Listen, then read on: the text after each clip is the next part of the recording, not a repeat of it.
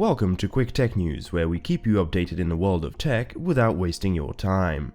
Alongside the Pixel 4a launch, Google has also announced two other phones, the Pixel 4a 5G, which will cost $499 and the Pixel 5, which will come with 5G as standard. Both will ship sometime this fall, although since Apple has confirmed that the iPhone 12 will be delayed, Google may also be delaying their launch slightly.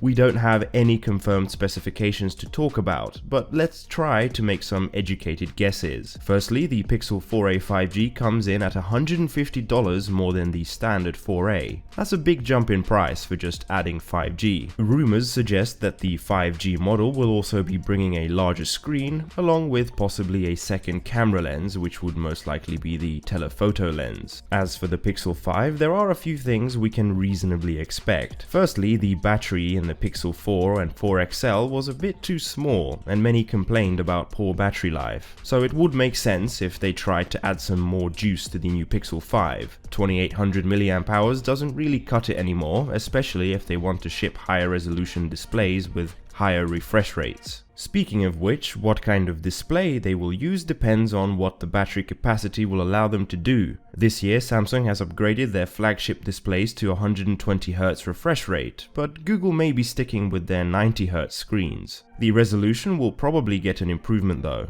RAM and storage should also be increasing, and I doubt they will have a 64GB model this year. It doesn't make sense anymore to ship a phone with such small capacity.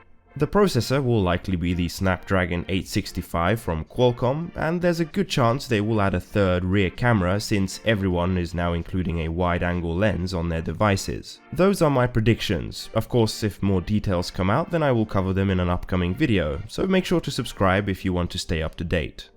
LG is pushing the boundaries on what displays can do with a bending screen. Curved TVs have mostly died out in recent years, but that's probably because you don't always want a curved screen. Sometimes it might be nice though. If you're watching a movie or playing a game alone and sitting in the middle, it might make sense. If you have friends or family over, however, you'll want a flat screen. With this new screen technology, you can go from flat to curved and back in just a few short seconds. Is this a feature you'd be willing to pay more for though? I'm not sure on that one. The final piece of news today is that you could soon be able to buy an electric car in the US for under $15,000. Unfortunately, it would have some compromises. For example, it would look like this. Still, it would be by far the cheapest electric vehicle, and after the federal tax credit would only cost $12,999. There are other compromises too. The battery is small, so the range would only be around 100 miles best case.